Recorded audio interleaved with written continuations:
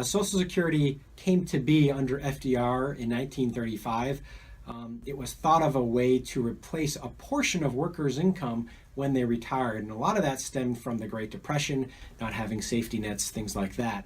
At that time, it wasn't really taken into account that people in the future would live much longer lives, and that has had a major impact on the strength of Social Security. There's a few different options that have been put forth in terms of keeping Social Security solvent. So the wage base taxes Social Security for income up to $127,200 currently in 2017.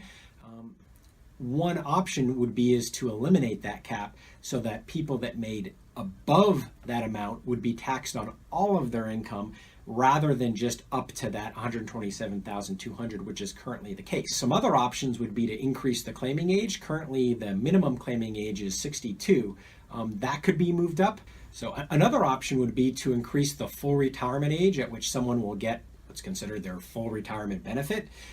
Currently, depending on when you were born, it's age 66 or age 67. That could be moved up so that if you claimed earlier than that, you would have a reduction in benefits.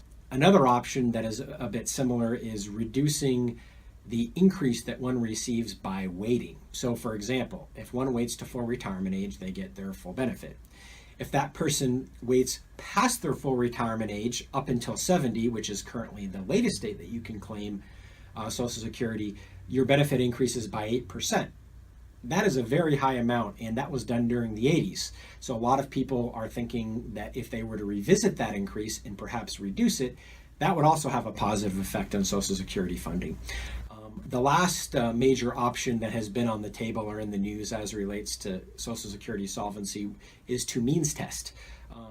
This was put forth by Chris Christie, and basically what that means is that in retirement, if for folks that have a certain level of income, that will reduce the amount of Social Security that you'd receive.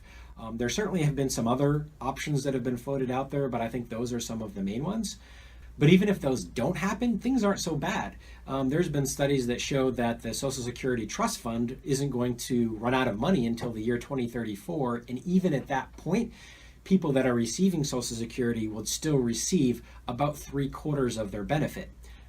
At that point, there's no trust fund, so to speak, but the money being paid by taxes by the current employees would simply be paid out immediately to the people on Social Security. So although not great, you certainly want to have 100% of your benefit. Getting 3/4 of your benefit is not the worst thing in the world, and that's if nothing happens. So a lot of the folks out there that are saying that Social Security isn't going to exist, I'm not going to count on it, I find that very hard to believe. There's a lot of different options that can maintain its strength, and the worst case scenario isn't as bad as what people say. So this has been a high-level overview of Social Security. I'll actually be giving a seminar later in the summer, so check our website for updates and more details.